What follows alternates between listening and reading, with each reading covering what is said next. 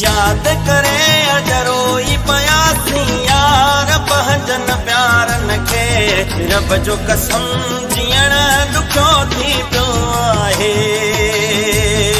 सोचन में मां पंहिंजी वयम या तूं सताइन तूं हर हर रब जो कसम जियण दुखो थी पियो आहे।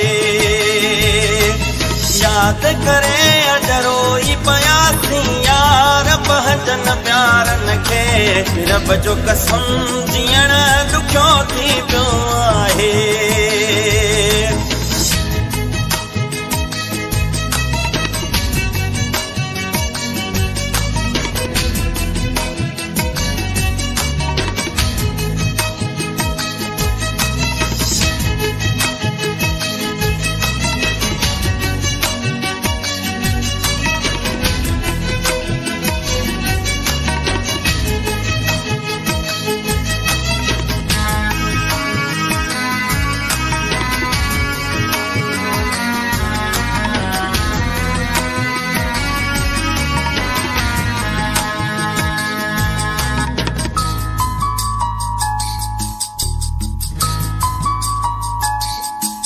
तुझी याद जो आई मूं दुनिया भुलाई सोच ॻाल्हियूं पुराणियूं जोरे पई थी जुदाई।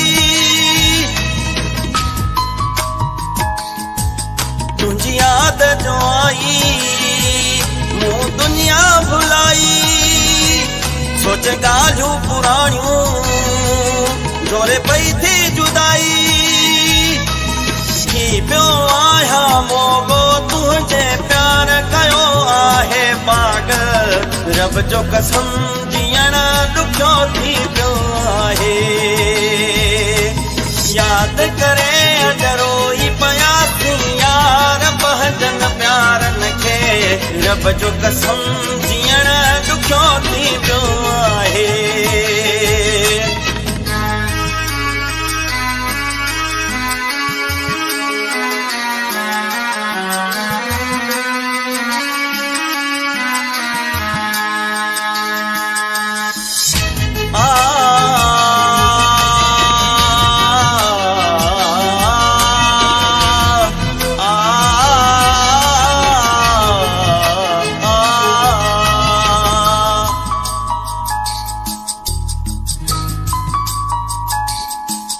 हिक तन्हा अकेलो जो यादन जो मेलो सोचन जो दरिया जो यादन जो मेलो। हिक तन्हा अकेलो जो यादन जो मेलो सोचन जो दरिया जो यादन जो मेलो। दर्द अंदर में उभरी पया थी पियो आया जानी है कल रब जो कसम जियण दुखो थी पियो आहे। याद करे अजरोई पयासी यार पहजन प्यार नखे रब जो कसम जियण दुखो थी पियो आहे।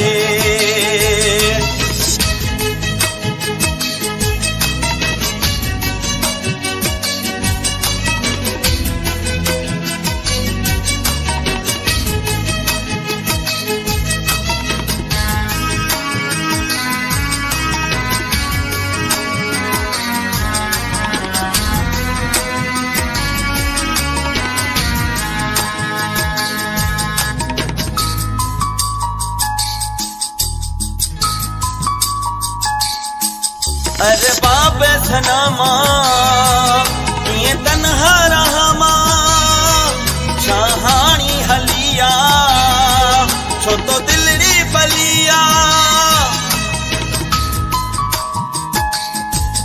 अरे बाप सनामा ये तन्हा रहमा छहानी हलिया छो तो दिलड़ी पलिया जीअण थी पियो मुंहिंजा दानी तो बिना है मुश्किल रब जो कसम जीअण ॾुखियो थी पियो आहे सोचन में मां पंहिंजी वयम या तूं सताइन तूं हर हर रब जो कसम जीअण ॾुखियो थी पियो आहे याद करे अजरोई पयासी यार पंहिंजन प्यारन खे रब जो कसम जीअण ॾुखियो थी पियो आहे